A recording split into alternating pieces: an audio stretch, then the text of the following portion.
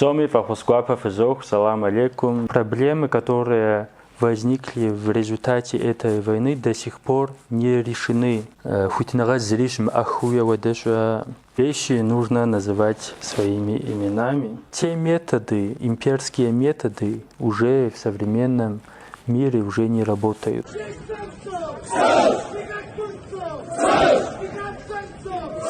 Им пришлось придумать этот дело с наркотиками. 90% нашего народа проживают за пределами своей родины. Эти вопросы нужно решать всегда в рамках правового поля. А это то, чем нам нужно и заниматься. Мы способны еще возродиться. Не можем не коснуться темы кандалинских событий. Да, действительно, там были и провокаторы, но это очень сложный вопрос на самом деле.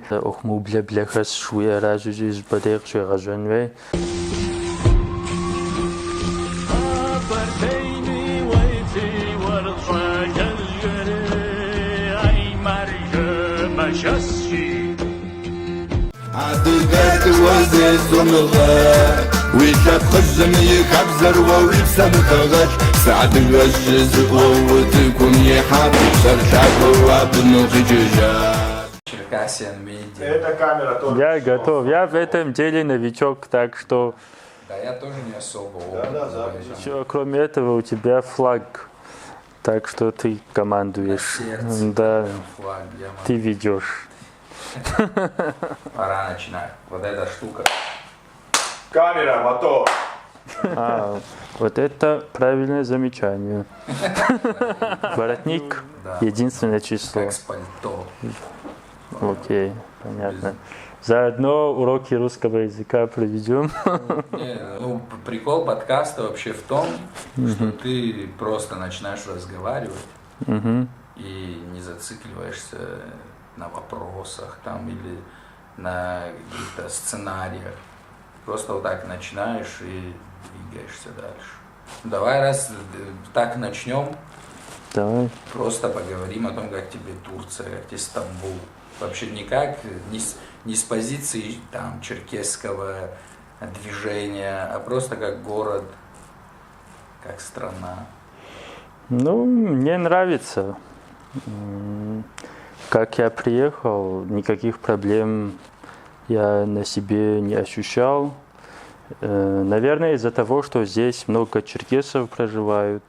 Я здесь нахожусь с 11 марта, и только за последний месяц я начал изучать турецкий язык, потому что не было необходимости изучать турецкий, так как я всегда нахожусь в черкесской среде.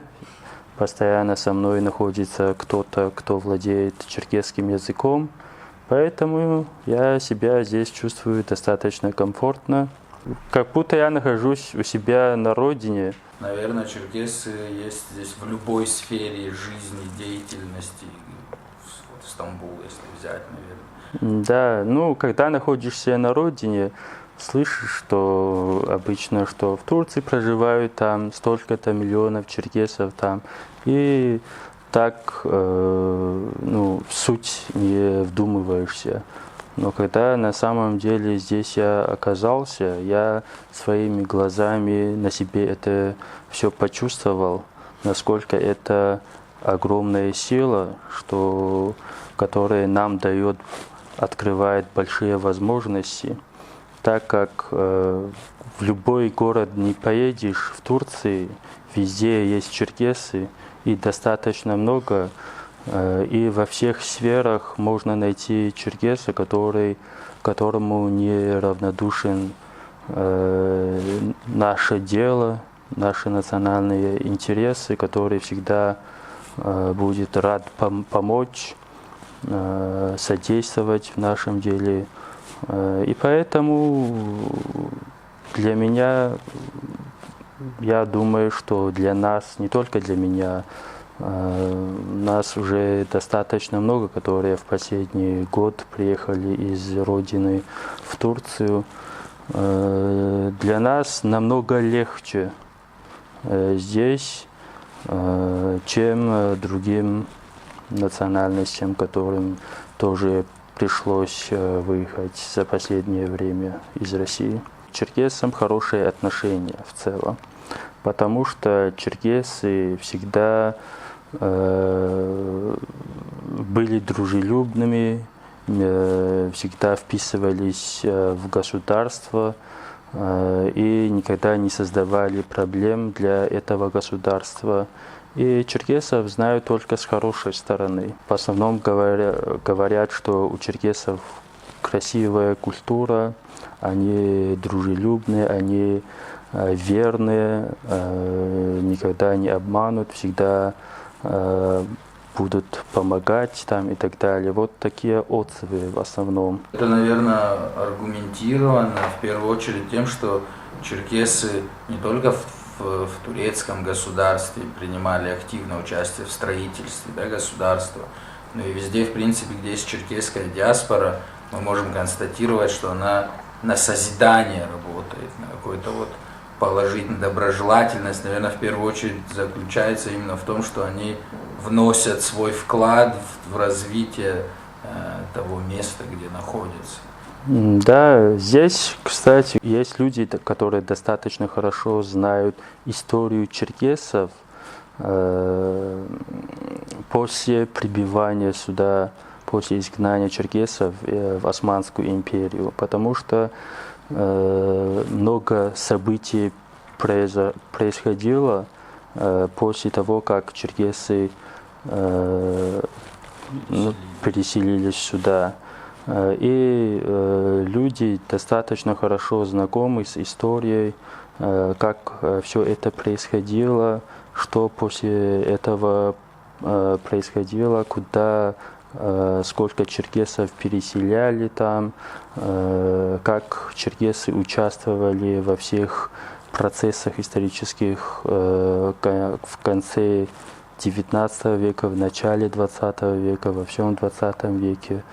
И нужно сказать, что черкесы достаточно активно во все эти времена участвовали в процессах, которые происходили в Турции и до Турции в Османской империи. Можно сказать, что если взять в процентном соотношении, черкесы один из активных участников во всех, как народ, как нация, во всех этих процессах. Нужно заметить, что в последние полсотни лет, 50 лет, черкесы менее активны именно в политике. Это в основном связано с политикой, которая проводилась государством после появления Турецкой Республики. Ну, все черкесы, которые здесь проживают, это подчеркивает, что черкесы активно участвовали в создании Турецкой Республики, но после этого черкесы стали не нужны. Наш народ пережил огромные тяжести, огромные потрясения, очередное, так сказать, и давление. И из-за этого черкесы отошли от политики. Но черкесы остались в других сферах.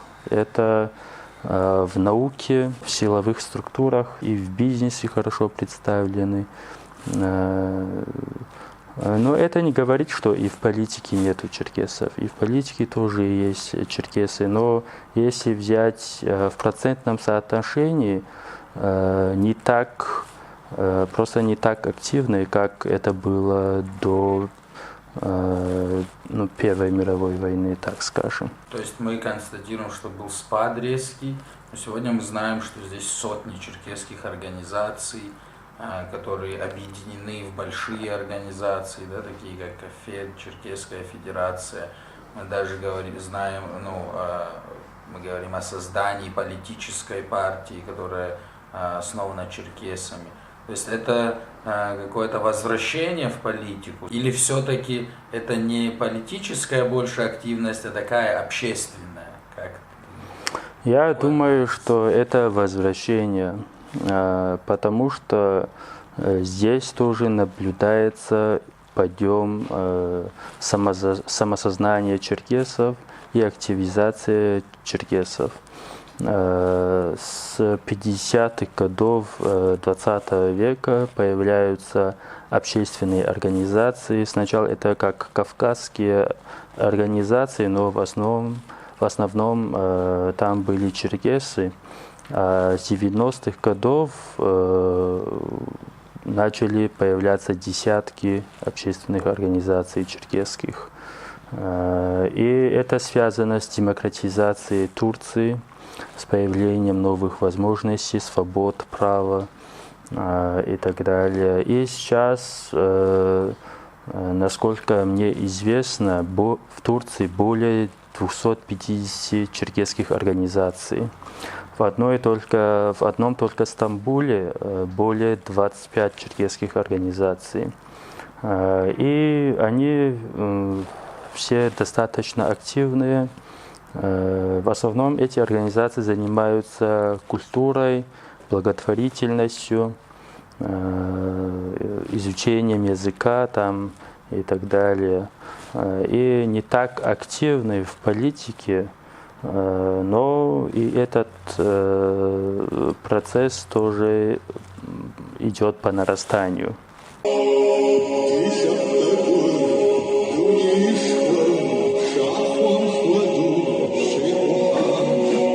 25 Nisan Çerkes Bayrak Günü etkinliği için İstanbul Cevahir AVM önündeyiz. İstanbul imsaqu danashupi adiga shupsawmeji adiga nıpır shudğalhapaşi xuabju guxêğaxhor aue ilhas khasxunç'e naxhıbe dıxhu naxhri dızğovu naxhlhaşu di'oxu zerexhunum yauj ditin xuêue soplh si şheç'e.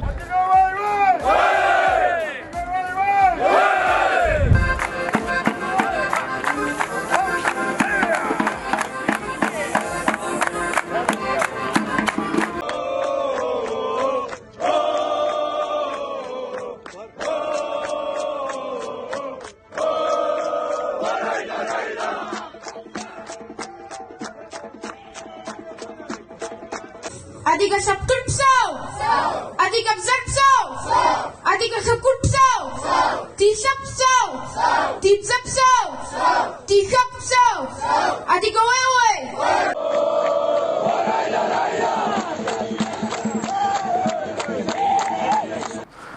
В целом, если взять, этот процесс происходит и происходило и у нас на родине, и в Иордании, и в Европе, где черкесы, везде, где черкесы проживают, происходит за последние 20-30 лет активное нарастание национального движения. Национального движения. Ничего, что я немного волнуюсь еще, но меньше становится потихоньку. Да. Смотри на мандарин. Когда начинаешь волноваться. Не забывай, что ты черкес. Мартин, мы с тобой втянулись хорошо в подкаст. Надо все-таки поприветствовать мне зрителей по традиции. Ассаламу алейкум. Вы снова на канале Черкасиан Медиа, и мы продолжаем нашу работу. Сегодня у нас получается такой настоящий подкаст с Мартином Качесока.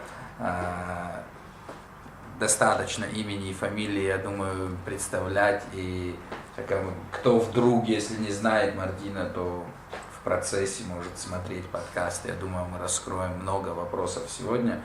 Мы, конечно, не сможем все, что хотим с тобой обсудить, или все, что мы обсуждаем, когда мы находимся вместе, да, много очень тем затрагивается, но постараемся сегодня какие-то важные моменты обозначить. Мы сейчас с тобой поговорили о твоей жизни в Стамбуле, о черкесской диаспоре, даже уже успели поговорить, но все-таки у нас такой сегодня эксклюзив. Не просто Мартин Качесока в гостях Черкасиан Медиа, но Мартин еще и по-русски разговаривает с нами. Это настоящий эксклюзив получается. Для того, чтобы понимать, к чему мы стремимся, для того, чтобы говорить и рассуждать о будущем и о будущих планах, нужно, конечно, проанализировать в первую очередь прошлое, историю, дать ему оценку в настоящем и идти в будущее, да, через настоящее. И возвращаясь на какой-то период назад, вообще, когда ты вот так вовлеченно стал интересоваться черкесским вопросом, когда у тебя начало формироваться видение путей решения черкесского вопроса, если оглянуться назад? Псоми Фахускуапа Физох, салам алейкум. Я тоже рад нашей встрече. Очень приятно, что мы вот так решились. Все-таки, да. И, наверное, надеюсь, что это будет полезно и интересно. Можно сказать, что я вообще с детства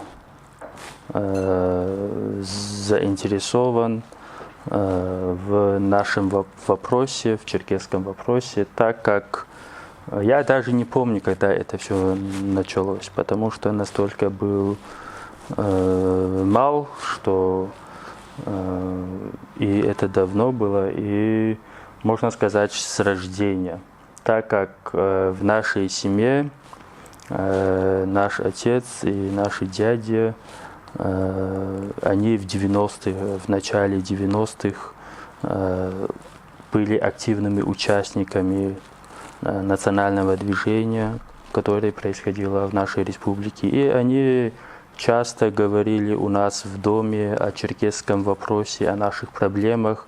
Я это все с детства слышал. И в доме всегда находились книги о нашем народе, об истории, о культуре, о наших проблемах. Я это все читал, видел, смотрел, впитывал. Поэтому это, можно сказать, с детства. Вдобавок хочу сказать, что наша бабушка, она наизусть знала многие сказания о нартах, многие истории про черкесов, про героев черкесов от своей бабушки, так как прабабушка была одним из рассказчиков нартского эпоса «Жокуачаус». То есть этим я хочу сказать, что у нас в семье постоянно говорили, пели старинные черкесские песни, говорили об истории, о нартах. Это все я слышал, впитывал. И поэтому заинтересованность в истории нашего народа в черкесском вопросе у меня с детства, можно сказать. Ну и образование у тебя историческое, ты историк по образованию, ты и магистр, по-моему, да, если я не ошибаюсь. Аспирантуру ты не успел закончить. Ну да, по определенным причинам. О этих причинах мы еще отдельно поговорим. Да.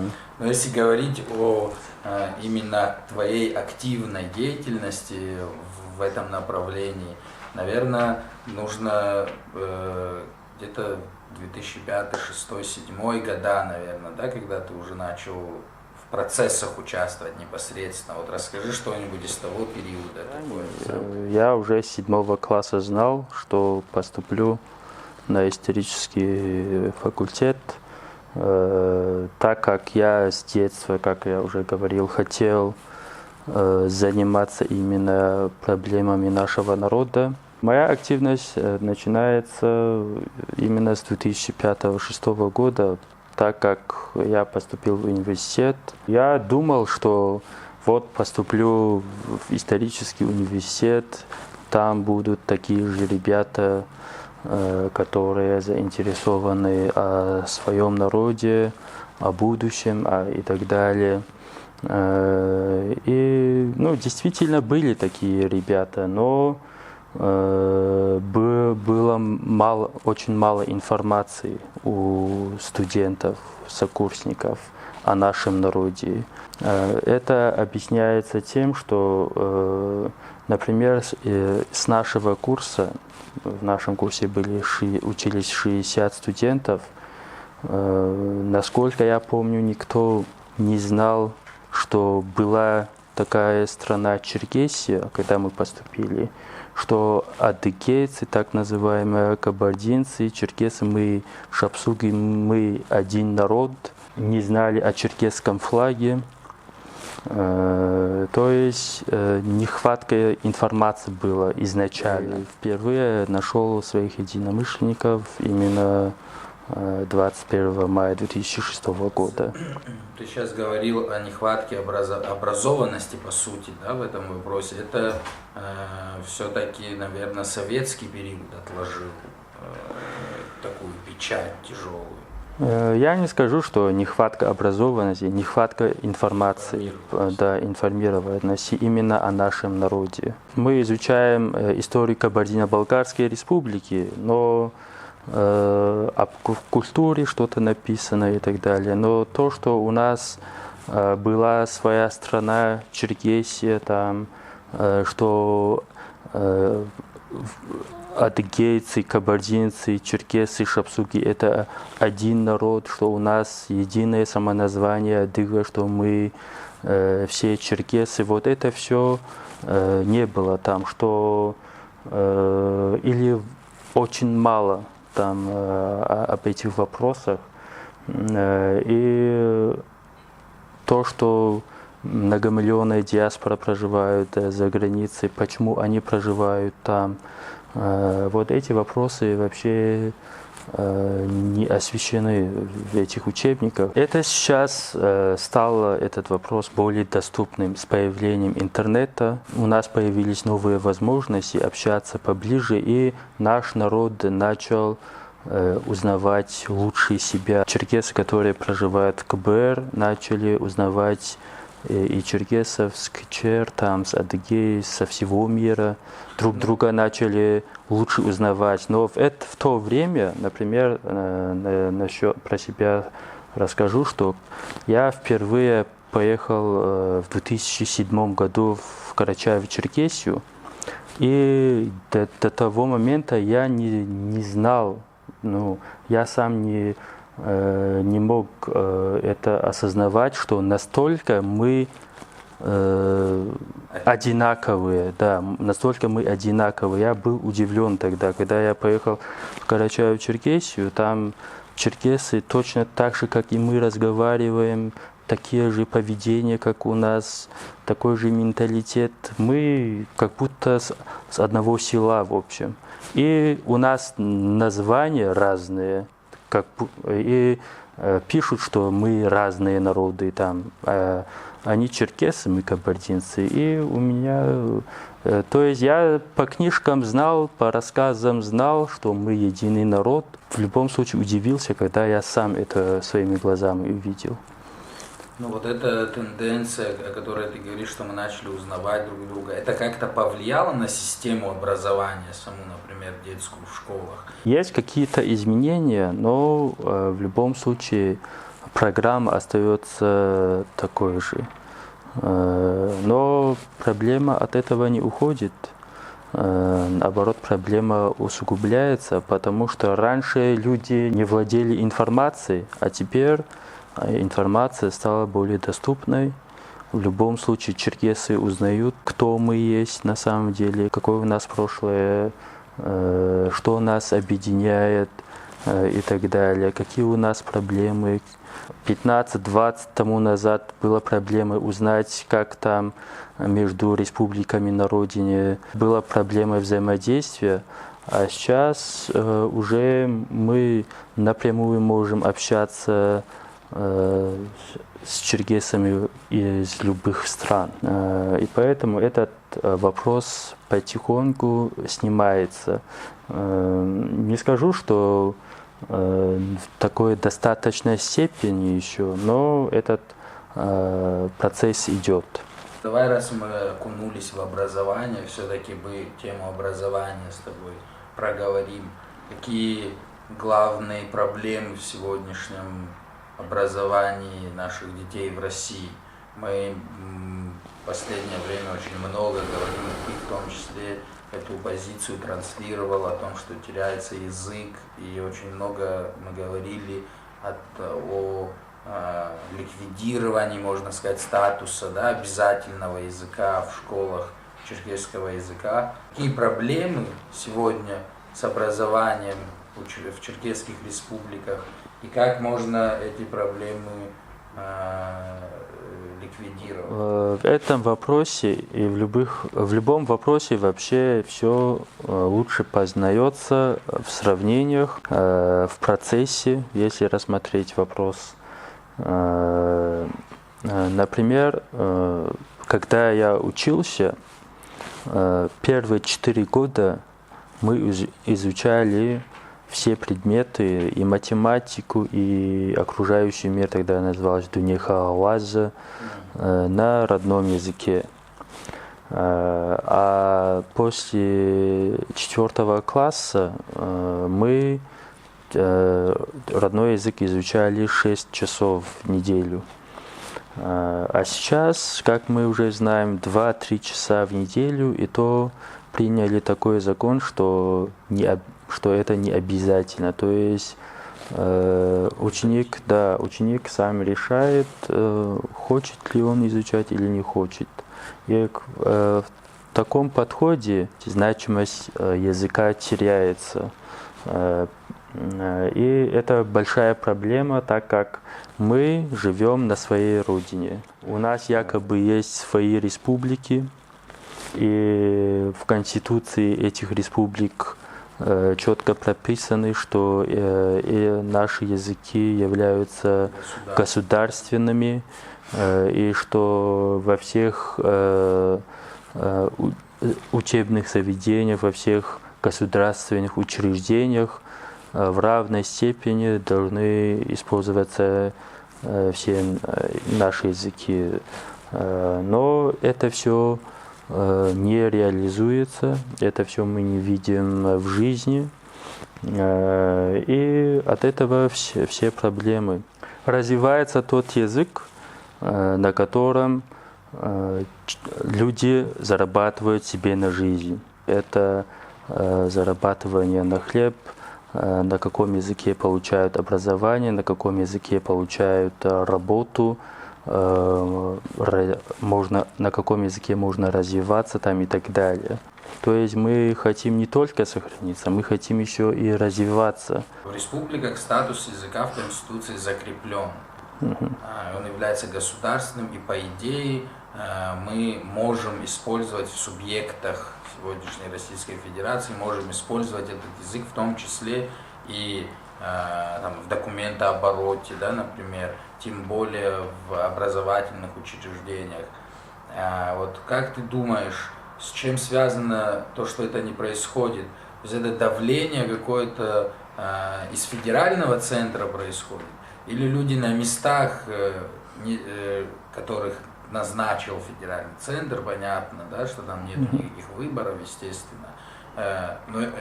То есть федеральный центр давит на них, или они сами, в принципе, не особо заинтересованы? За всю свою деятельность, за эти 17 лет, можно так грубо сказать, мы увидели, что нету такого специального давления, прямого давления, по крайней мере, в начале нашей деятельности не было такого прямого давления, создавались условия, когда невозможно реализовать свои права.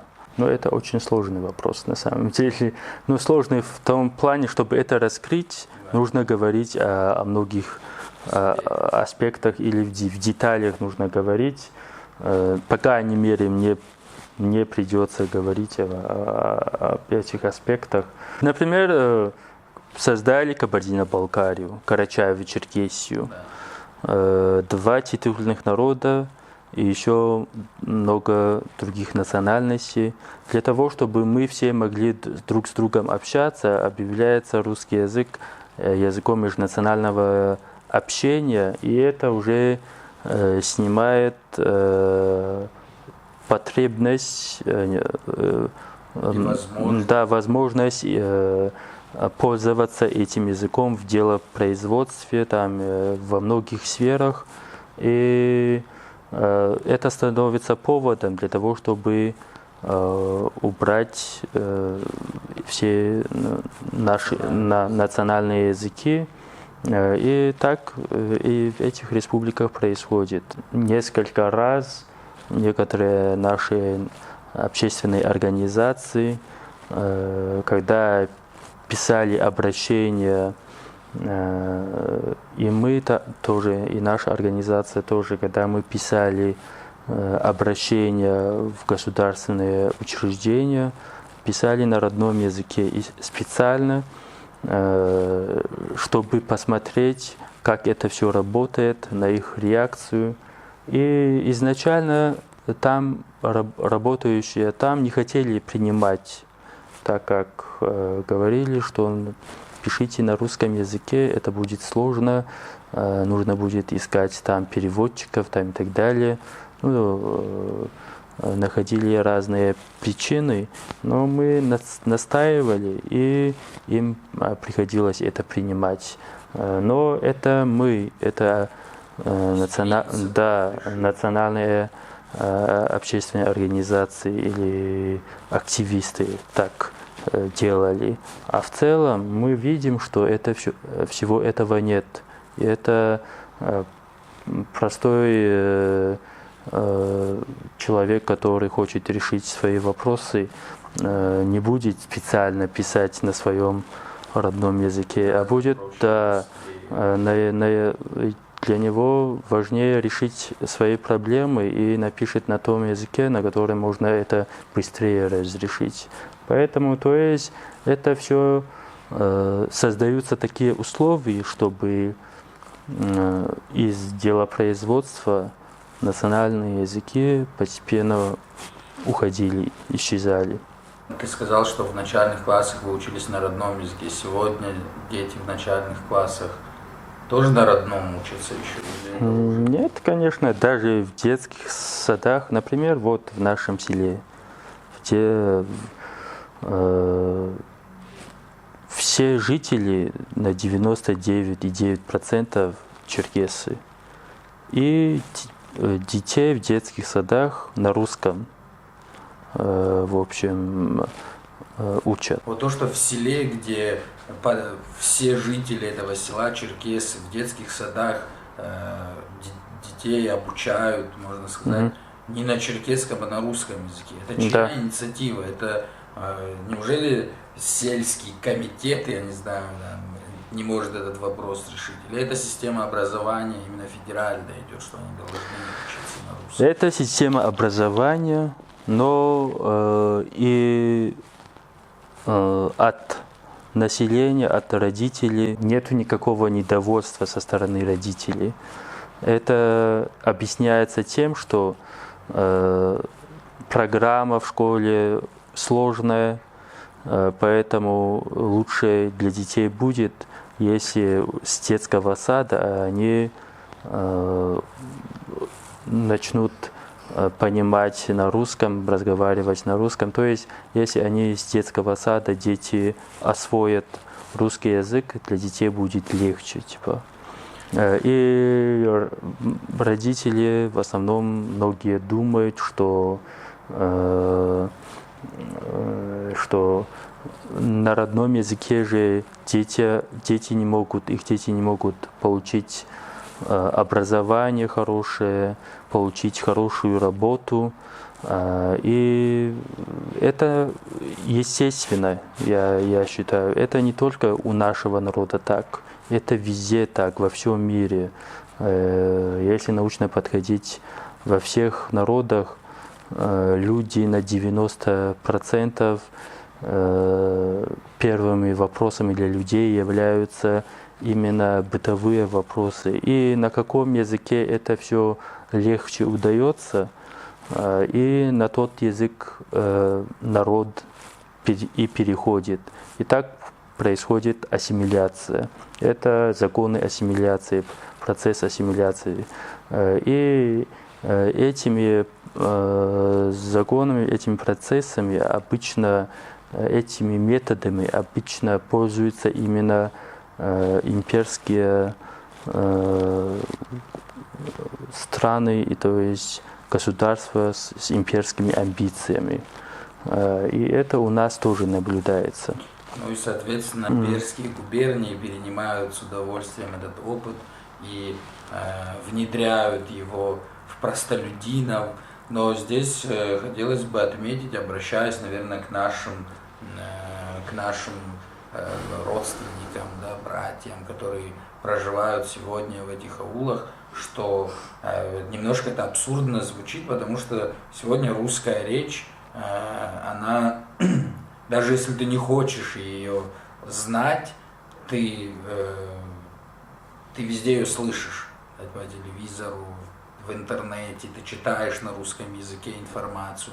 То есть русским языком перенасыщена атмосфера. И даже мы сегодня с тобой разговариваем на русском языке, обращаясь, то есть понимая, что аудитория не только черкесская нас будет смотреть, но и наши соседи, окружающие. Поэтому хотелось бы все-таки с призывом, наверное, каким-то обратиться к родителям. Вот ты говоришь, что недостаточно недовольства. Я думаю, что родители должны проявлять рвение, проявлять заинтересованность в том, чтобы дети изучали свой родной язык. Это прям крайне необходимо. Да, вот ты, например, говорил с иронией, губерния, там, подданные, там. На самом деле в этом есть доля правды. В том смысле, что, например, в начале 90-х были якобы какие-то выборы. Мы глав своих республик избирали, там проходили выборы, какие-то конкуренции. То есть не все так честно было, но было что-то, имитация хотя бы была. А сейчас вообще даже этой имитации нет. То есть сейчас глав наших республик назначаются сверху. И у населения, у нашего народа нету возможности, отнимается возможность избирать своего представителя, который будет отстаивать интересы нашего народа. Человек, который ставленник, он всегда будет исполнять волю того, кто его поставил. Кому он отчитывается. Да, кому он отчитывается. Для того, чтобы чиновник выполнял или отстаивал интересы народа, он должен быть избранным этим народом. Поэтому вот эти права у нас отняты уже давно, 20 лет, уже больше 20 лет у наших республик нету такой возможности. И этим теряется связь между властью и народом.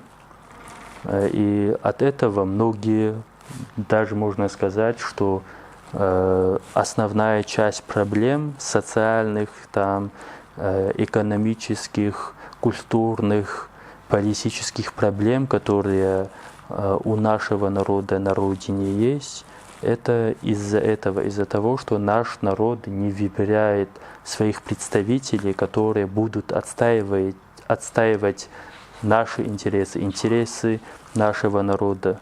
Вот это самая основа демократии, самая основа вообще самоуправления. Не забывай, что ты черкес. Достаточно подробно поговорили про систему образования, проблем языка. Сейчас, наверное, немножко я хотел бы поговорить о флаге, о символе черкесского народа, черкесской нации, наверное, будет правильнее сказать. В 1989 году этот флаг обрел новую жизнь после того, как его восстановили. Но у него, конечно, огромная история. С тех пор какое-то время активисты, скажем так, или участники национального движения черкесского, да и в принципе те, кто был в процессе и хотел продемонстрировать принадлежность к черкесской нации, демонстрировали активно это знамя в разных периодах. Но все-таки массово черкесский народ начал его чуть позже уже интегрировал, да, в свое пространство. Вот как человек из Кабардино-Балкарии, в Кабарде, я, насколько знаю, ты один из тех, кто участвовал в процессе внедрения в массы этого знамени, как это происходило, как ты понял, что это необходимо. Черкесский флаг имеет огромную историю, как мы знаем. История черкесского флага начинается еще со времен русско-черкесской войны, когда наш народ боролся за свою независимость, за свою свободу, за свою страну. Это 1830-е годы. И с тех пор черкесский флаг является объединяющим фактором, одним из объединяющих факторов нашего народа. Действительно, как ты сказал, с конца 80-х, с начала 90-х черкесский флаг снова подняли на родине. И в этом процессе участвовали многие черкесы. Но массово этот флаг в народе начали носить именно с середины 2000-х годов. Например, я хорошо помню, я и раньше говорил, что когда я поступил в университет в 2005 году, были среди молодежи многие среди молодежи не знали этого флага. И когда мы в 2006 году молодые ребята собрались, единомышленники по национальной теме, первым вопросом среди нас было именно это вопрос, что среди молодежи, среди наших знакомых, есть много людей, встречаются много людей, которые не знают нашего национального флага. Хотя наш флаг имеет, несмотря на то, что наш флаг имеет такую глубокую историю. Переломным моментом, на мой взгляд, было именно 2007 год, когда Спартак Нальчик, это имеется в виду в Кабардино-Балкарии, когда Спартак Нальчик вошел в первый дивизион и не просто вошел, а очень хорошо выступал. Да, первый круг на первом месте закончил. Я очень хорошо помню это. Да, и тогда стадион Спартак Нальчик собирал около 15 тысяч, 10-15 тысяч болельщиков. Все жители с разных сел, со всех сел республики собирались там. И мы, ребята, решили там продемонстрировать наш флаг, болеть за нашу команду с черкесскими флагами. Тогда даже негде было покупать, приобрести черкесский флаг. И мы купили зеленую ткань, там нарисовали звезды, стрелы, как краской, обычной краской, и для ткани специальную краску для ткани нашли. Нарисовали несколько флагов и начали ходить, болеть за Спартак Нальчик. И мы распределились, чтобы создавать массовость. И регулярно начали ходить. И потом уже начались появляться и другие болельщики, черкесы, которые тоже ходили с черкесским флагом. И вот тогда я думаю, что после этого именно в республике произошел переломный момент, когда все уже начали узнавать о черкесском флаге. И кроме этого, после окончания матча по улице Ленина болельщики спускались этим флагом с лозунгами «Адыгавэвэ» там и так далее. И так шла популяризация черкесского флага. Ну, над этим работали многие ребята. В любое дело, для того, чтобы это продвигалось, нужно предпринимать какое-то усилие. Это должно исходить от какого-то человека или от группы лиц. Не нужно всегда надеяться на кого-то.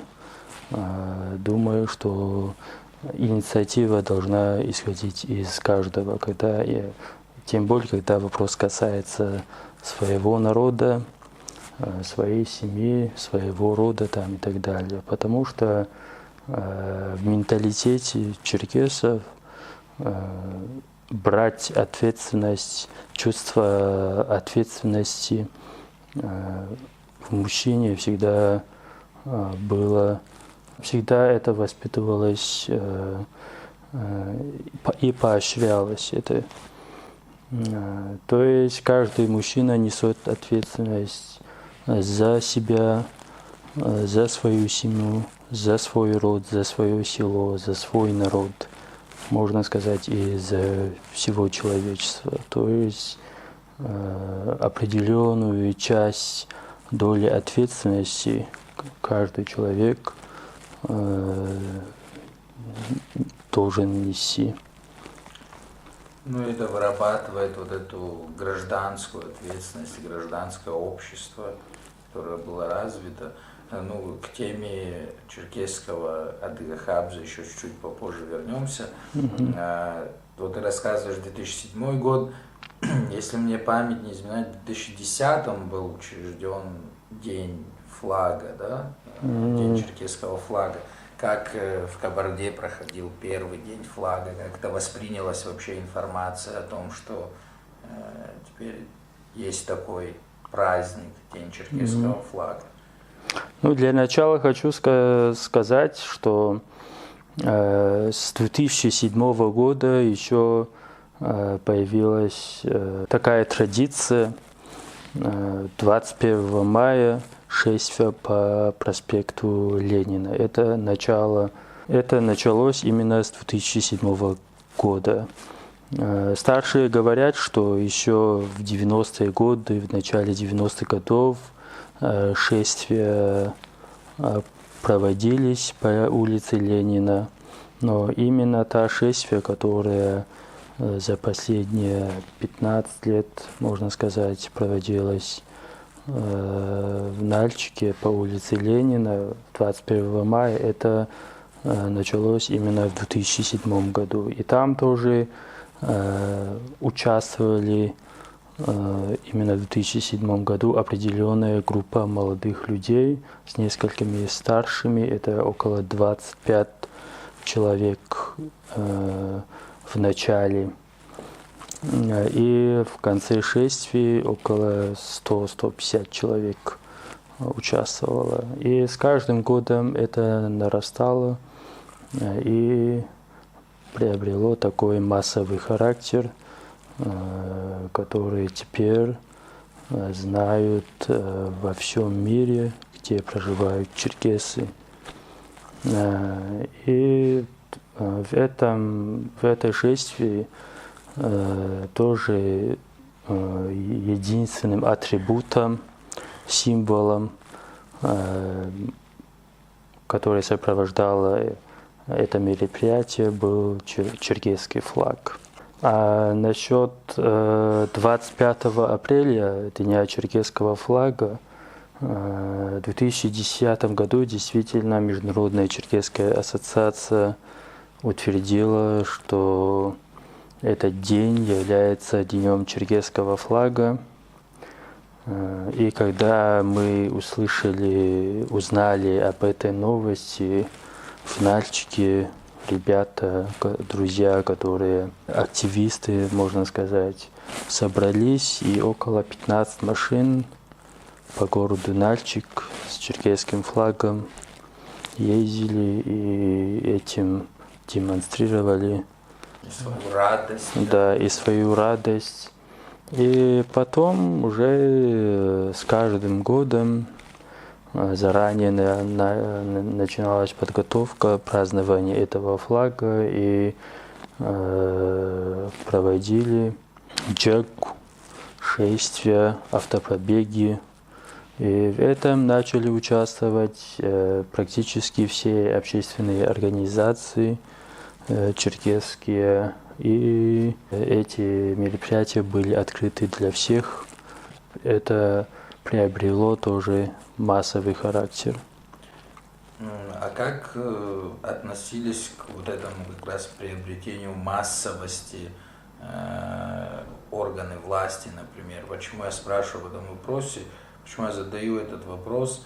Если я не ошибаюсь, в 17 или 18 году, как раз на День флага, 25 апреля, было очень много видео из Кабардино-Балкарии с попытками, наверное, правильнее будет сказать, пресечения вот именно вот этого автопробега, с демонстрацией этого флага. Я помню, особенно вот гаишники пытались как-то остановить, даже доходило до того, что изъять пытались. Конечно, это у них не получилось, молодежь была настроена решительно, но было понятно, что это вызывает противодействие со стороны органов власти.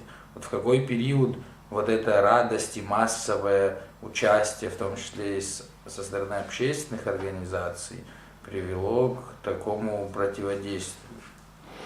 В этом вопросе нужно отметить, что не только к празднованию Дня черкесского флага, но практически во всех массовых культурных мероприятиях касаемого нашего народа в республике всегда сопровождались противодействию со стороны властей. И мы всегда это давление ощущали. Например, та же шествие в 2007 году так стихийно по тротуару прошлись, а в 2008 году стало более массово. И с 2009 года и по шествию началось противоборство. В общем, тогда законы были другие. Тогда не было необходимости согласовать такие массовые мероприятия там и так далее. Да, если это носило мирный характер. В 2009 году людей собралось побольше, массово, более массово стало, и люди решили, что ходить по тротуару в тот значимый для народа день, это не соответствует требованиям, потребностям нашего народа. 21 мая. Да, 21 мая. И решились пройти по проспекту. И, естественно, МВД перекрывало улицы на каждом перекрестке, но людей они не смогли остановить. Но с этого года, каждый год были давления со стороны властей. Созывались организационные комитеты же с представителями общественных организаций. И там каждый год были разговоры, были предложения, давления в разные формы, что не стоит сначала провести это шествие, а потом уже со символиками были вопросы. То есть эти давления ощущались. Потом уже, когда приняли закон, что нужно согласовать массовые мероприятия с разрешением, всегда были вопросы. В последние годы, по крайней мере, вы были инициаторами проведения этих мероприятий, инициаторами получения этого разрешения на проведение этих мероприятий. Поэтому актуальный вопрос, как проходила эта процедура, просто интересно, думаю, многие не знают.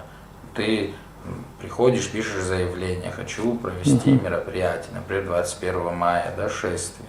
Какие вопросы сопутствующие возникают, чтобы эти разрешения это получить, и ну, вообще, в принципе, как это происходит, и именно непосредственно 21 мая, какие возникали вопросы и трудности с этим? Это массовое мероприятие вообще изначально появилось как стихийное мероприятие. Стихийное от народа. Народ начал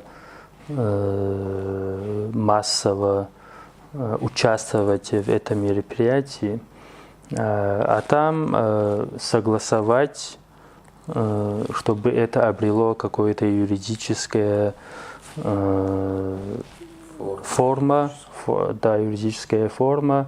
За месяц, за 2-3 недели собирали оргкомитет власти, и там обсуждалось этот вопрос. Но в этот оргкомитет не приглашали всех. Приглашали, с кем можно там договориться там и так далее, с кем можно найти общий язык.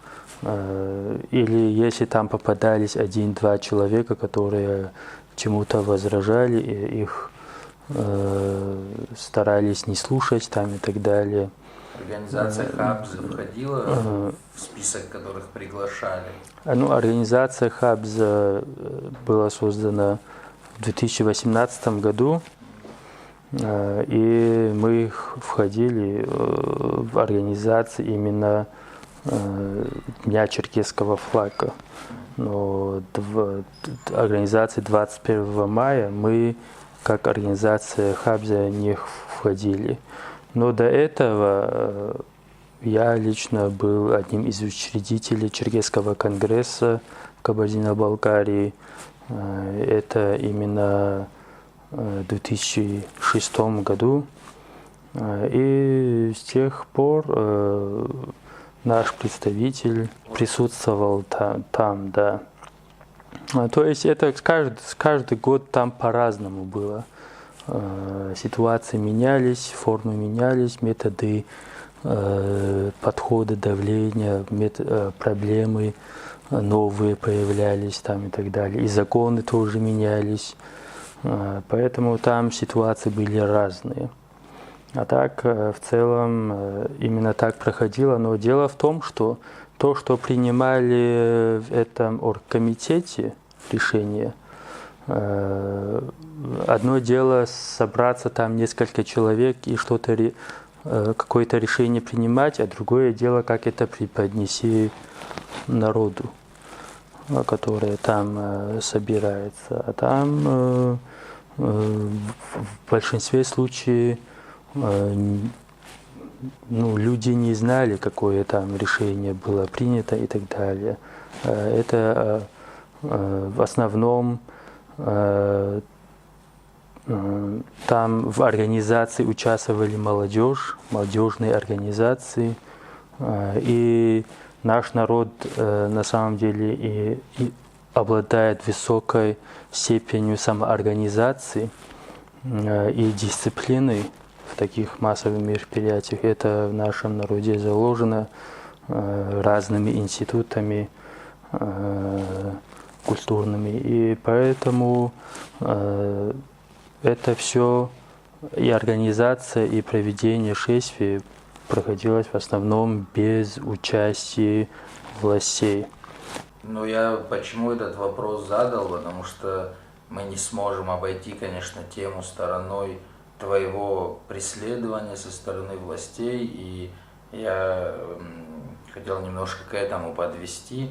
понятно, очевидно всем, что это преследование политическое, и ни у кого не вызывает сомнения абсурдность обвинений, которые тебе предъявляли. Но прежде чем коснуться непосредственно самого дела и того, как это происходило, я хотел бы немножко остановиться на 2018 году.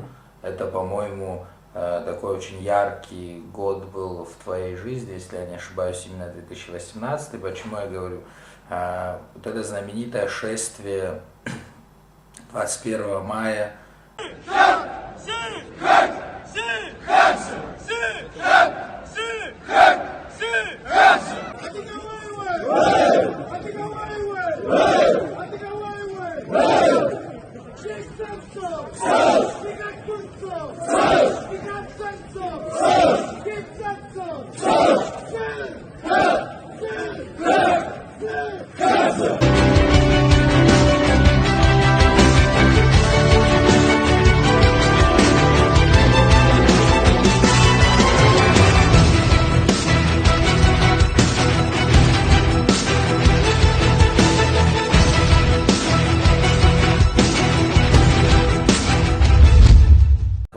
С вдохновлением смотрели на эти видео, потому что это было действительно массовое мероприятие. И тогда, смотря на эти транспаранты, это было уже знаком, это были смелые транспаранты уже в то время, происходившее в России. Было ли что-то, были ли какие-то сигналы у тебя после этого дня, после 21 мая в 2018 году? Отвечая на вопрос, думаю, что нужно начать, что этот лозунг был и раньше, намного раньше. Например, в начале 90-х президент Адыгей Джаримов тоже говорил, что война, русско-кавказская война, это была для черкесов войной за свободу и независимость. Президент республики Аслан Была Каримов. страшная война. Ее название Кавказская война. Это происходило в прошлом веке. Правда о ней замалчивалась, но народ должен знать правду о себе. Поэтому сегодня решено заложить камень, затем возникнет памятник павшим за независимость своей родины, Черкесии, в этой жестокой Кавказской войне. Кроме этого, когда мы начинали эти шествия в 2008 и в 2009, то есть и раньше этот лозунг был. Но дело в том, что тогда не был так широко развит социальные сети, там YouTube-каналы, там и так далее, и поэтому это не было так широко освещен. Кроме этого, всегда, если появлялись лидеры какие-то или люди, которые более узнаваемые или Лидеры мнений. да, если появлялись, их обычно к ним находили разные подходы и их нейтрализовали, в общем, разными способами. То есть это и до меня всегда это практиковалось, поэтому это не было новшеством в моем случае. И действительно, например, в 2017 году тоже хотели этот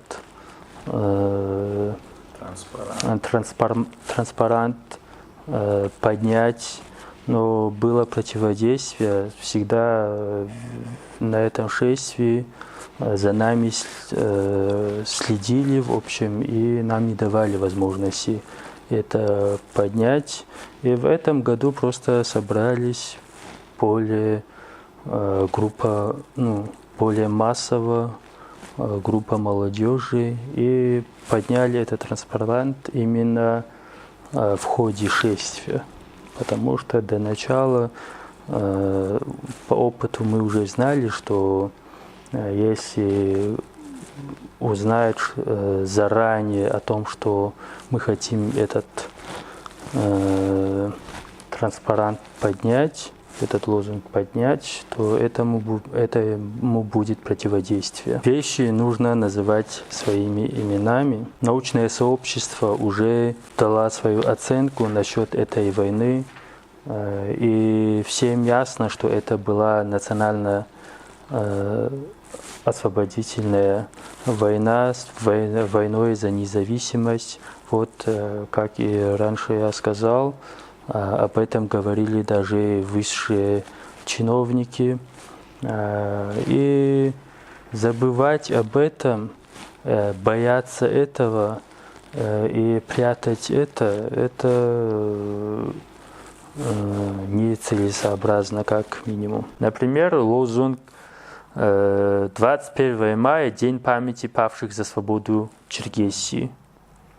Что в этом такого, чтобы этого лозунга бояться? Это даже не лозунг, это констатация факта того, что было. Для нашего народа эта война была войной за свободу, за свою независимость, за сохранение своей страны, за сохранение нашей нации, за сохранение нашей культуры, языка, самобытности. То есть для нашего народа это называется так: война за свободу, за независимость Черкесии. Научные круги это подтвердили. Кабардино-Балкарская республика, как ты сказал, республика Адыгея признала, что по результатам этой войны был совершен страшнейший геноцид против нашего народа. И это все скрывать нет смысла, потому что, скрывая это все, мы замораживаем те проблемы, которые до сих пор сопровождают наш народ. Потому что проблемы, которые возникли в результате этой войны, до сих пор не решены. До сих пор наш народ изгнан со своей родины на 90%, а те 10%, которые остаются на своей исторической родине, разделены на 6 субъектов, на 4 якобы отдельных народов, и мы не можем сейчас развиваться как единый организм. Мы разделенный народ, разделенный по всему миру. 90% нашего народа проживают в 50 странах мира без права на возвращение на свою родину. И когда говорят, что, некоторые говорят, что эта война была в прошлом, прошло уже более 150 лет, зачем каждый раз вспоминать об этом и так далее. На самом деле эти события до сих пор преследуют наш народ, до сих пор последствия этих событий не разрешены. Говоря уже о том, что это и продолжается, весь период не остановились эти ассимиляционные процессы. Да, тем более, когда боль не лечится, она усугубляется. Точно так же и в этом случае. Вопрос не разрешается, нету возможности даже обсуждать эту проблему даже под запретом. Потому что этот синдром имперский, этот имперский метод управления, эта имперская система еще не ушло до сих пор в этой стране. Пользуются этими методами, управляют этими методами. Эта система до сих пор работает. Вот почему вопрос до сих пор не разрешен, и это вызывает проблемы для Москвы. На самом деле можно было эти темы разрешить цивилизованно, обсуждая свободно, открыто эту тему, эти проблемы непосредственно с народом, с теми народами, которые это затрагивает, этот вопрос затрагивает. Разрешить все эти вопросы и получить от этого больше пользы, а не создавать проблемы. От того, что Россия признает геноцид, даст нашему народу право на возвращение на свою историческую родину, признание всех черкесов, которые проживают за границей, своими соотечественниками, предоставление им возможности легким путем получить, упрощенным путем получить гражданство, там, создание определенных программ по репатриации и объединение в один субъект нашего народа на наших территориях исторических. Это все никак не ослабит Россию, а наоборот усилило бы. Но, к сожалению, нынешнее государство во многом действует по тем же методам, которые она действовала в виде Российской империи, а потом же как Советский Союз, Советское государство. И это создает и проблемы. Справедливости ради надо отметить, что российское государство так и к своему народу относится. И когда ты вот рассуждаешь, мне приходит мысль о том, что да, действительно, российское государство могло получить огромный приток людского ресурса, да, потенциала, профессионалов своего дела. И тут мы можем наблюдать на тех, например, единичные случаи репатриантов, которые смогли вернуться, или тот же Мафахабль, да, в Адыгее, косовских черкесов, и они очень быстро интегрируются в общество, очень являются большими профессионалами в своих сферах, в которых работают. Но если мы посмотрим на российское государство и его отношение к своему народу, то мы видим, что огромный отток просто мозгов, да, мозговой отток происходит из России. И сегодня, если посмотреть, вот Силиконовая долина, там большинство, ну, по крайней мере, половина ученых, которые работают, это русские, да, из числа русскоязычных, скажем так, но из российского пространства людей. И тут, наверное, имперский подход и к своим людям мы должны отметить. То есть они крепостное право отменили в 1864, да, если не в 61 году. В 61 году крепостное право отменили, но оно продолжает функционировать. И тут, к сожалению, наверное, надо отметить, что и люди, в принципе, не перестроились с этой системы, что россияне все так же продолжают ждать воли царя, решение этого царя. И тут тогда такой вопрос, как ты видишь, насколько черкесское общество, которое всегда славилось свободолюбием, насколько оно в этих процессах уживается или не уживается сегодня?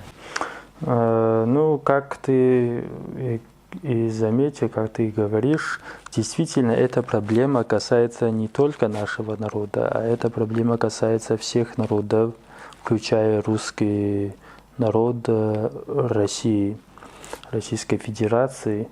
Просто те методы, имперские методы уже в современном мире уже не работают. В этом государстве пока не выработаны другие методы управления, а обычно такие методы управления, новые методы управления происходят, вырабатываются снизу.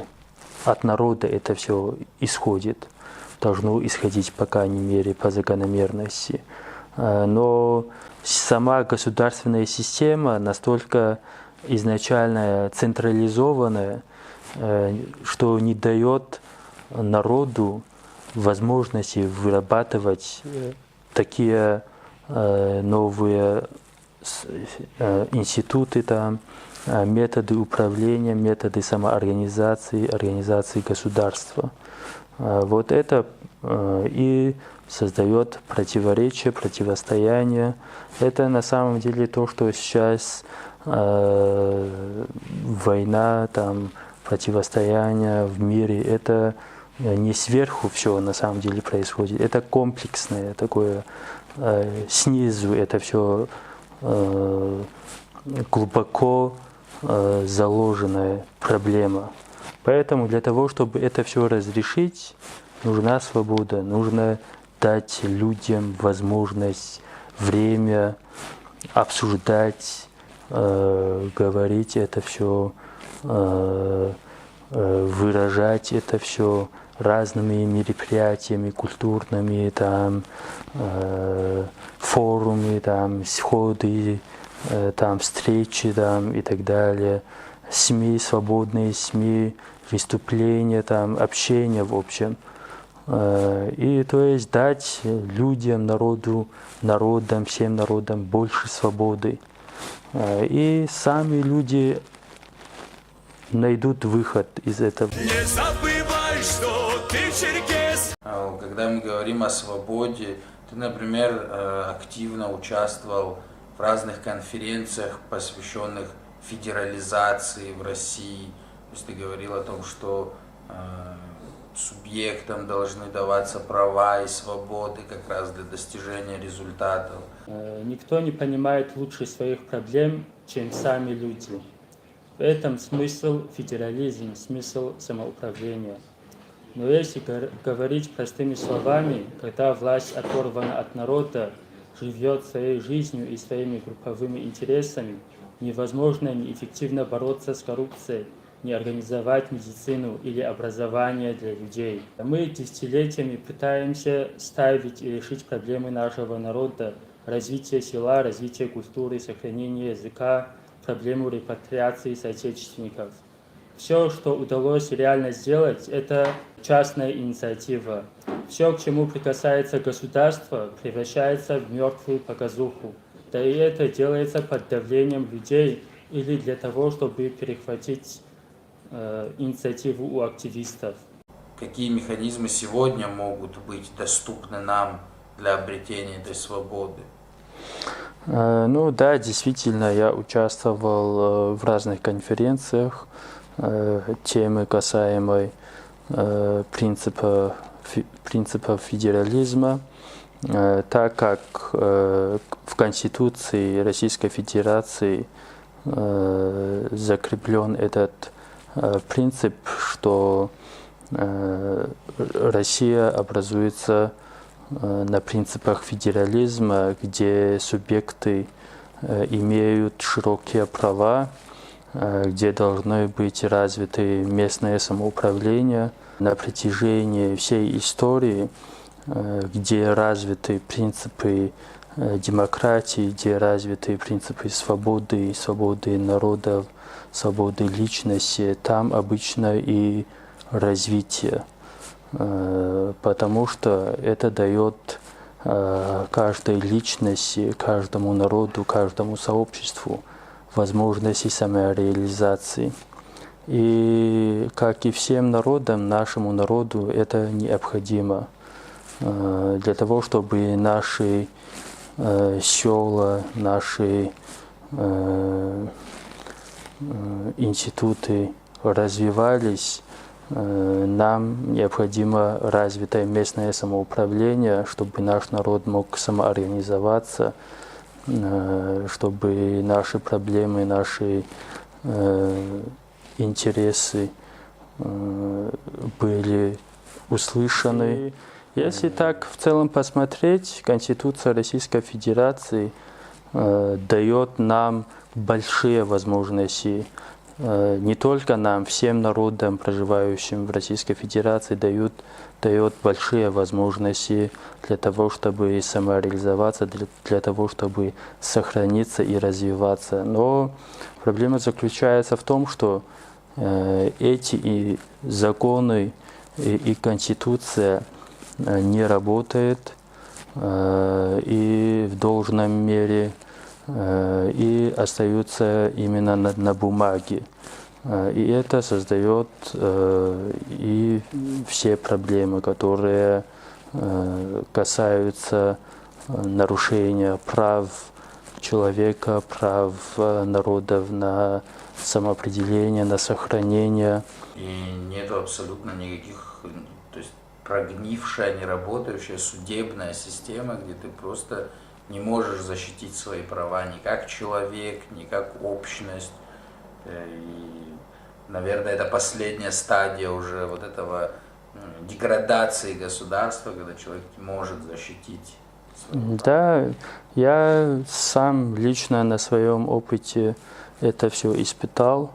То, что во всех направлениях, во всех частях власти, и в судебном, и в прокуратуре, и в Следственном комитете, и в МВД, везде есть проблемы именно с реализацией законов. То есть везде нарушаются законы, везде не работает должным образом принципы, и от этого страдает население. Изначально мы свою деятельность за все это время, за 15-17 лет, мы старались всячески быть в рамках законов, в рамках правового поля Российской Федерации. И мы всегда действовали открыто, стараясь ничего не нарушать, но и мы думали, что это нам поможет в безопасности, что мы можем свободно реализовать свои права, если мы будем в рамках правового поля. Но нарушение этих законов исходило именно от властей. Так как со мной не смогли расправиться в рамках закона, им пришлось придумать это дело с наркотиками, им пришлось самим нарушать эти законы и подкинуть мне эти наркотики.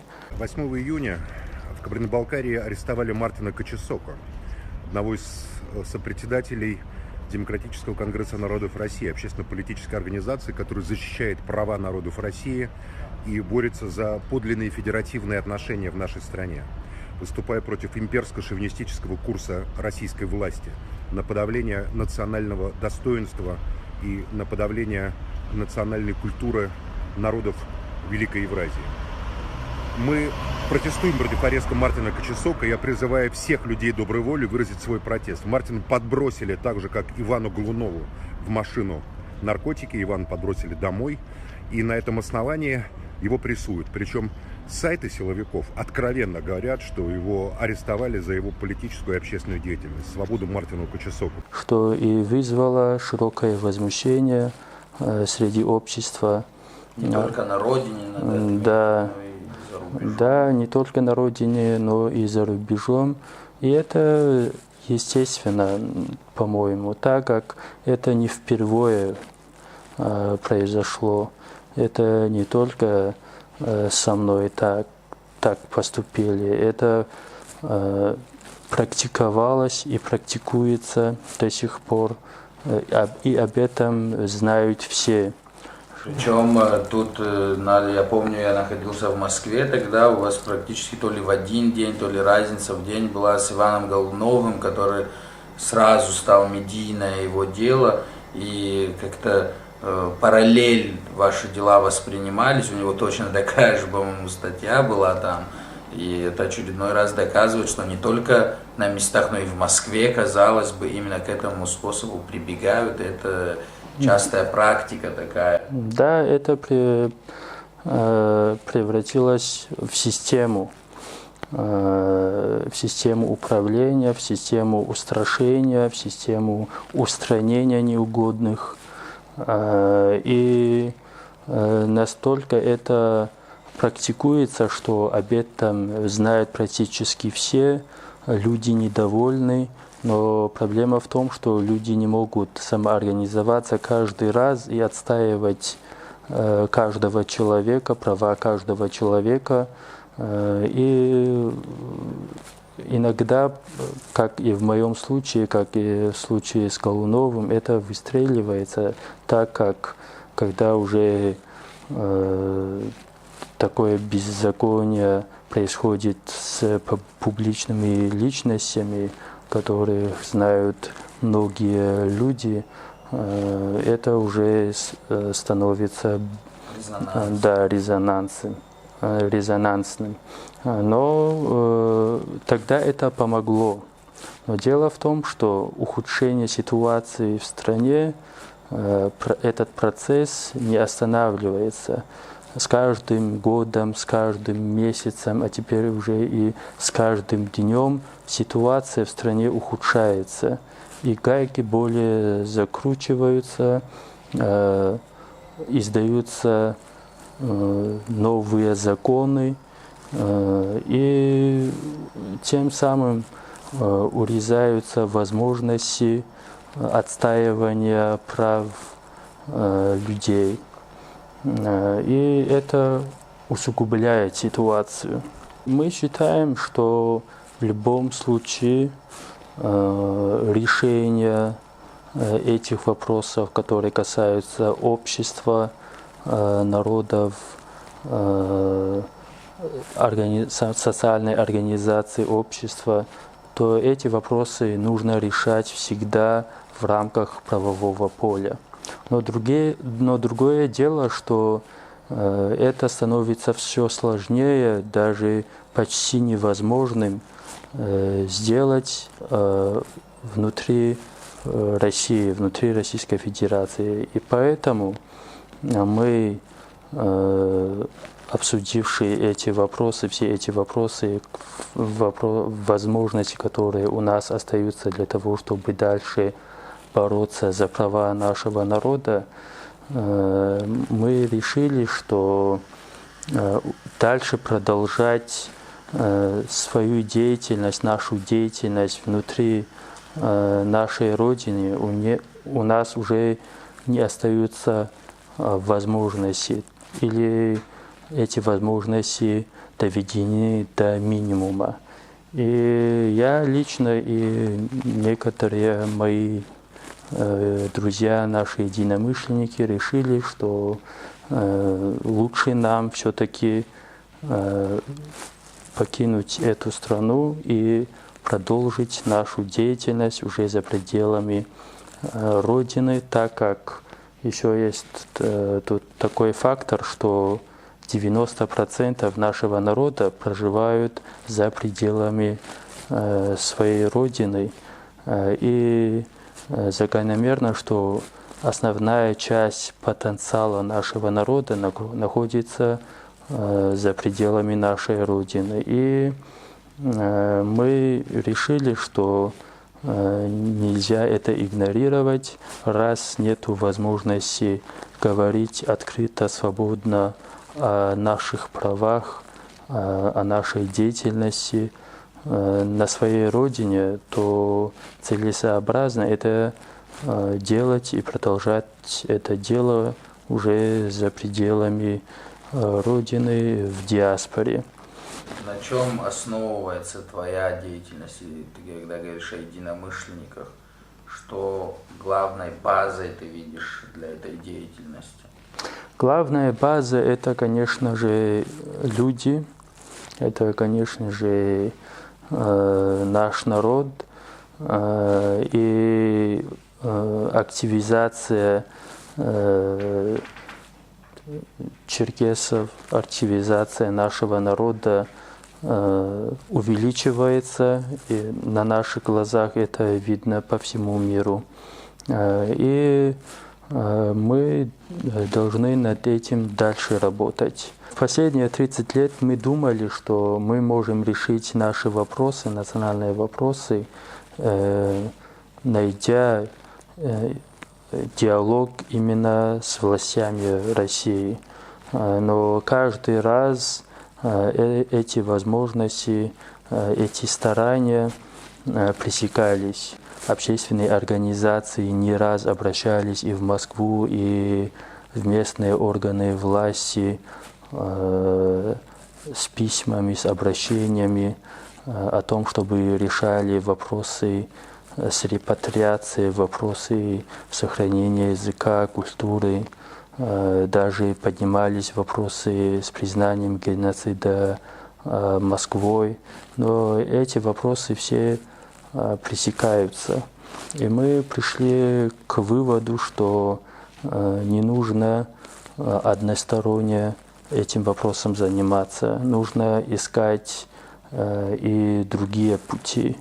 Проблема в том, что нашу тему, нашу проблему не знают во всем мире, в других странах.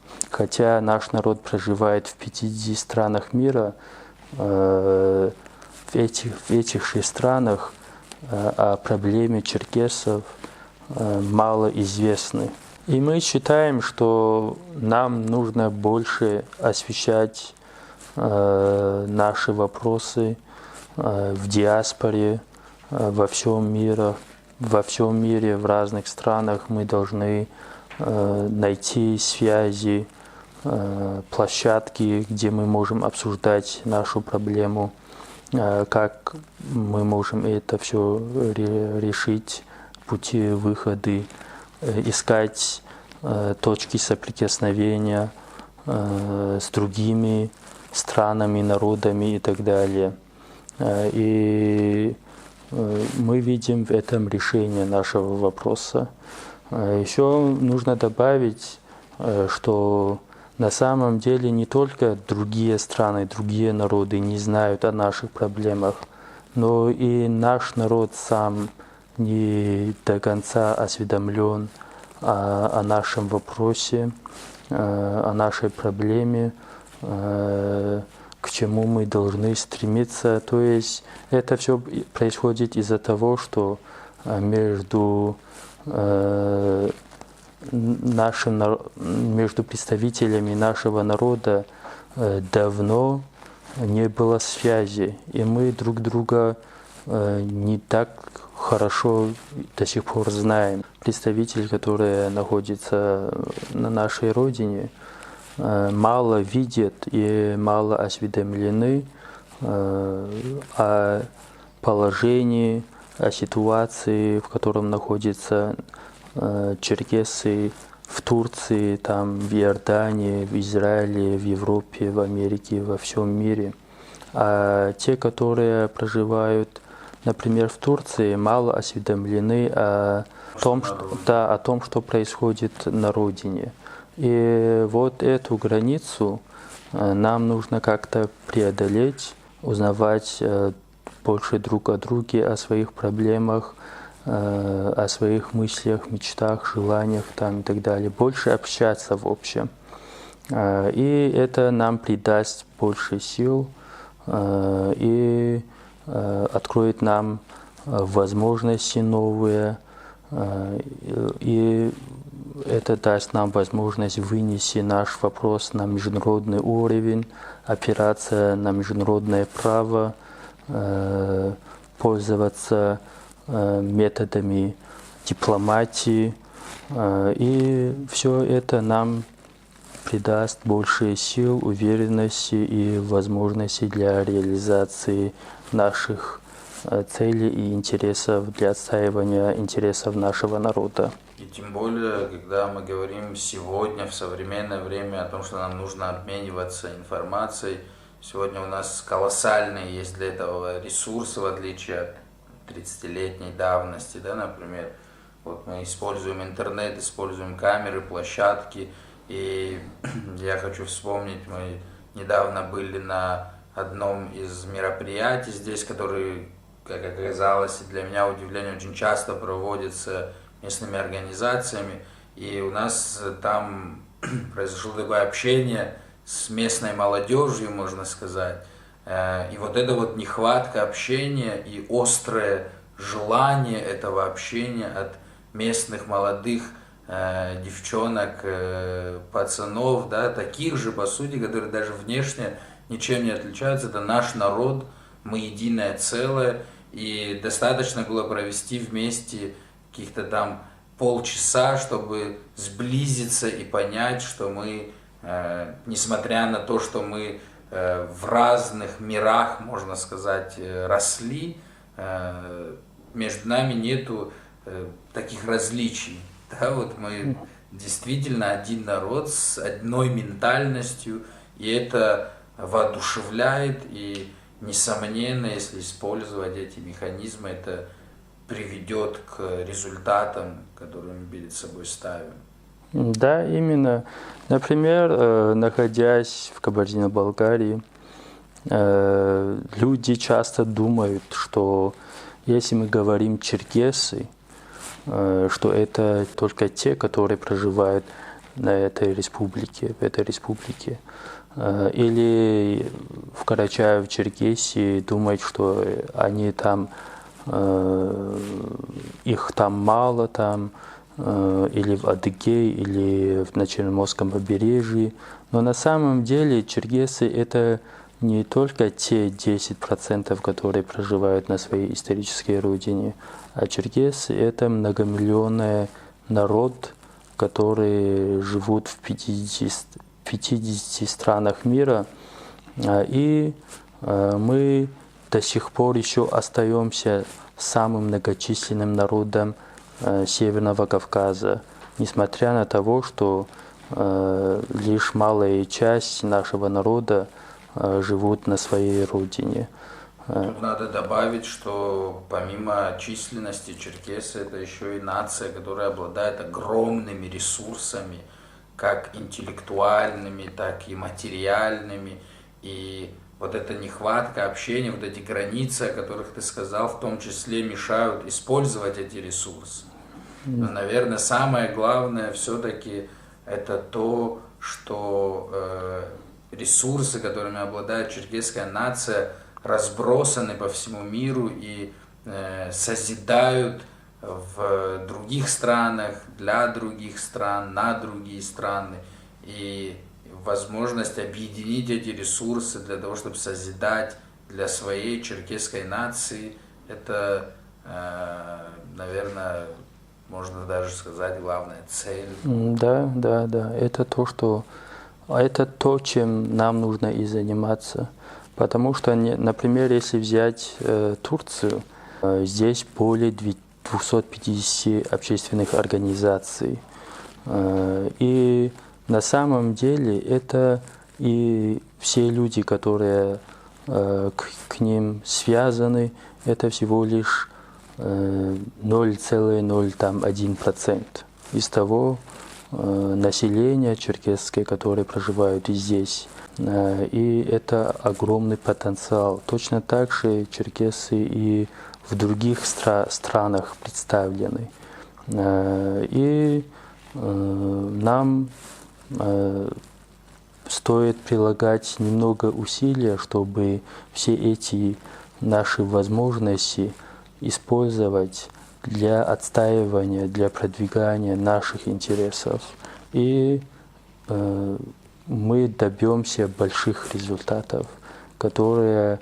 Но проблема еще заключается в том, что наш народ во многом потерял надежду за все это время, за 150 лет, за все эти трагедии, трудности, разобщенности, разъединения. И нам не хватает надежды, уверенности в своем силе, что мы способны еще возродиться, что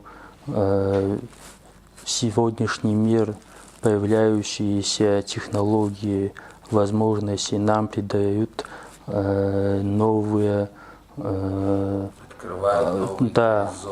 открывают новые горизонты, новые возможностей и так далее. И нам нужно работать в этом направлении.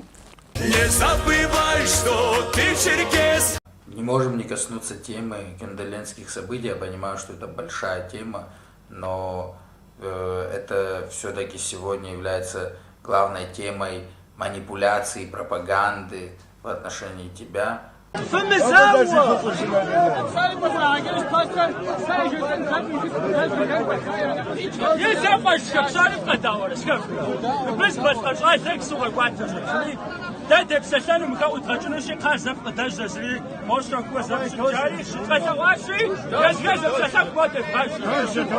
Что ты можешь рассказать об этих событиях в рамках вот такого сжатого формата нашего общения? Ну, этот вопрос достаточно глубокий. Эта проблема не сегодня началась, поэтому этой проблеме нужно уделять больше внимания. И, наверное, сейчас это все невозможно раскрыть, но скажу, что на самом деле источником этих проблем межнациональных, которые есть на Кавказе, является имперская политика. Потому что до появления Российской империи на Кавказе между народами Северного Кавказа таких больших крупных противостояний не было. Мы всегда жили в созидании, мы всегда жили с пониманием, потому что у нас общая культура, общее мировоззрение, мировидение. Есть, например, такое понятие, как кавказская цивилизация. Это исходит от того, что у нас выработалось между народами Северного Кавказа, не только Северного Кавказа, но и всего Кавказа, общие взгляды на мир, общие социальные институты, которые очень схожи. И мы лучше, чем кто-то другой извне, мы лучше друг друга понимаем и всегда понимали. И эти все недопонимания, противоречия, которые сейчас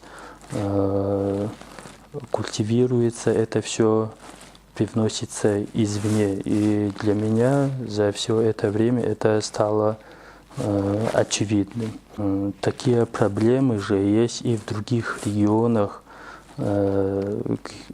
которые были частью Российской империи. Это тот же Нагорный Карабах, тот же Абхазия, Южная Осетия, тот же Приднестровье, Крым, там проблемы в Средней Азии. Все эти проблемы были созданы искусственно, сверху, из центра. И в нужный момент поднимают эти проблемы для того, чтобы империя вновь могла возвратиться на эти регионы. И для меня это очевидно, не только для меня, для многих очевидно, что такие же очаги противоречий создаются, готовятся годами, десятилетиями, даже изначально, когда происходило завоевание Кавказа, Северного Кавказа, изначально закладывались эти проблемы между нашими народами, и до сих пор это все культивируется, и в нужный момент это поднимается. И тема, касаемая между черкесами, балкарцами, карачаевцами и так далее, имеет такой же характер, на мой взгляд, потому что если взять народы, между нашими народами нету никаких противоречий, нету, чтобы мы причин, чтобы мы враждовали и так далее, потому что у меня есть друзья балкарцы, и карачаевцы, с которыми мы учились там и так далее, общались, познакомились в разных мероприятиях. И между нами никаких проблем нет. Но в том случае, например, если взять события на Гунделене, да, действительно там были и провокаторы, непрофессиональный подход властей, но это все произошло стихийно в результате определенных провокаций, на мой взгляд. Активно манипулируется этим до сих пор. И я считаю, что нам не нужно на этом зацикливаться, нам нужно идти дальше и искать больше соприкосновений, больше позитива, пути выхода из этой ситуации. И как нам дальше сосуществовать, ведь у нас есть огромный опыт, на что можно опереться, эти самые точки соприкосновения. Потому что это те же традиции, те же связи, культурные, родственные, да, культурные, родственные, дружеские. Ну, мы как все народы Кавказа, мы как одна семья, на самом деле, как одна большая семья.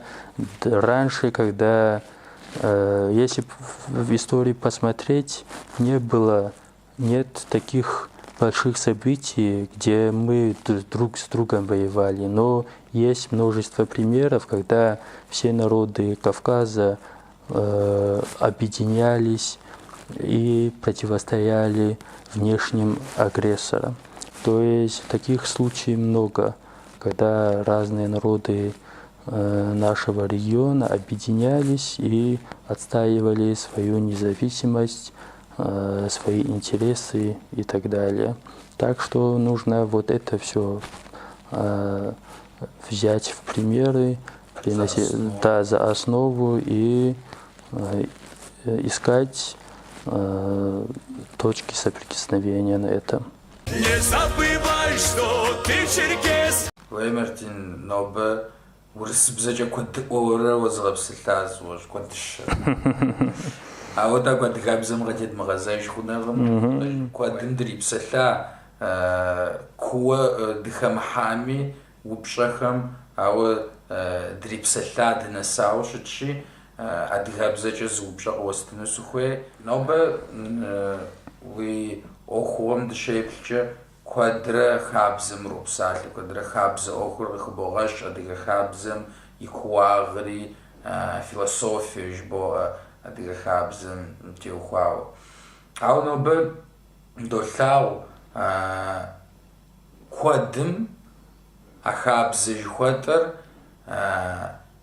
яфеда шохче хабза жари хагашиж яфеда хамил шохче урыс закон жа атрик закон жа намжгвараг жа хабзар хабжушт намшхаджа адига хабкам хабжи намшхаджа хабзар сит шишвар сит хури мقور пажва упша гажаван код детепсалаха маhanashхва я هو дилапкам теухави ди охум теухавич ава ох упшага упшаку заржбашичи абенжури тегазажаура мизамтура нахкура навостухам ягуссура сашра дарирамичи нахбара тепсалханве мупшага нах ину забрахнве таджбсту заржбаши нах шашлафауа ижум дригваура авари аджи вас охмублаблахас шуяражи збадег шуяжанве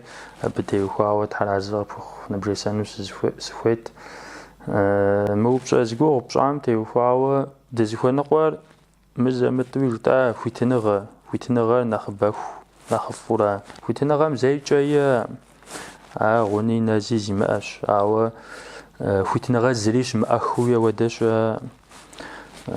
راشجا خوتنغا نخبخونجا نخفوراش بدخوجا قنفي ورا متى خابزم تيخوا خابزر ар нобэ иныкъуэхэм къазэгурыӏуэр ар традиции жыхуаӏэм хуэдэ гуэру исыщу ӏэдати исыти ауэдурэ жаӏэ. Ауэ хабзэм абы нэхъыбэ къызжьобыдэ, ар а закон зигугъу тщӏыри ари хеубыдэ. Хабзэр ар лъэпкъыр зэхыхьурэ къигъэщӏуэ, къигъэпсэуалъэуэ, ар гъащӏэм щыщууэ, гъащӏэм къекӏуэкӏыкӏэм хуэдурэ къекӏуэкӏыу ауэдэ зы ӏуэхугъуэщ. Хабзэр хасэм щаубзыху жыӏуи зы псалъэжь щыӏэ мызэмытӏуи жысӏэ ар куэд щӏауэ къокӏуэкӏ а псалъэр.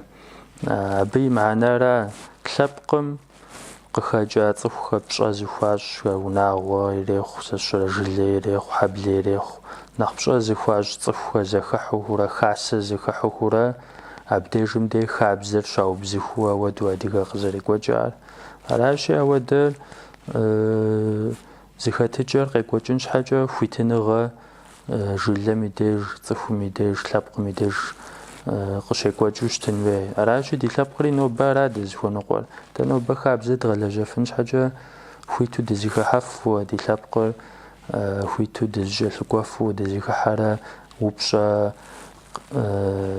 ди ӏуэхур нэхъ зыгъэгумащӏэхэм, нэхъ дызыхуейхэм, нэхъ дыздэкӏуэну дызыхуейхэм нэхъ хуиту дытепсэлъыхьыфууэ, абы теухуауэ дызэчэнджэщыфууэ, акъыл тщӏыфууэ, мыхъумыщӏэми дытепсэлъыхьыфууэ, хъуащӏами дытепсэлъыхьыфууэ, абыхэм хэкӏыпӏэхэр къэтлъыхъуэфууэ мызэуэдэ щытыкӏэм дыхуэкӏуэн хуей. Мызахэм къигъэщӏэнура, къигъэщӏэрэщӏэжынура ди хабзэр икӏи, абы къигъэпсэуалъэжынура ди хабзэр икӏи. Аращи, ара абы и хэкӏыпӏэу къэслъытэр. Нобэ ди щхьэ и унафэ тхуэмыщӏыжыфуэ, нобэ зыгуэрхэм задэт щӏыуэ, ди щхьэ ӏуэху тхуземыхуэжууэ, хабзэр икӏи икӏэм нэсууэ тхуэгъэлэжьэну щыттӏымэ дэтхэнэ зыми. Аращи, мызэбдежым дера къыщыщӏэддзэн хуейуэ си гугъэр си щхьэкӏэ.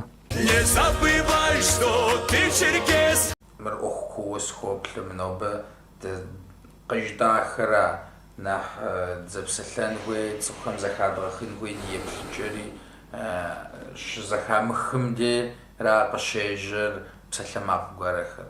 Аращи псалъэмакъхэр тедгъэкӏыурэ щытым щхьэкӏэ упщӏэ къэтэджхэм джэуап ятыжурэ ахуэду дыкъекӏуэлӏэн хуей, ахуэду къызщӏощӏ мы ӏуэхуми. Получилась насыщенная передача, вроде как мы поверхностно говорили о большинстве вопросов, но все-таки мы затронули их, и это очень важно сегодня. Сегодня, наверное, самое важное, как ты сказал, Мартин, это говорить о своих позициях, отвечать на вопросы, которые встают перед нами, и наращивать коммуникацию, связывать родину с диаспорой и наоборот. И в этом залог нашего успеха, нашего будущего. И я уверен, что иного у нас нету. На все воля Всевышнего, но мы должны делать, продолжать делать, не останавливаться. Как говорится, в исламе, например, это во многих на самом деле есть, и в русском языке есть поговорка: на Бога надейся, сам не плашай, да, и в исламе говорится, что ты надейся на Всевышнего, но сам создавай причину. Как мы уже традиционно завершаем нашу передачу, мы не собираемся молчать, мы будем говорить всю правду. Подписывайтесь на канал, ставьте лайки. Ассаламу алейкум. Все. ويتلف خزم يكبزر ويبسم خغش سعد الوجز وتكون يحاب يكسر تعقوا بنو خججات عاد قد وزيز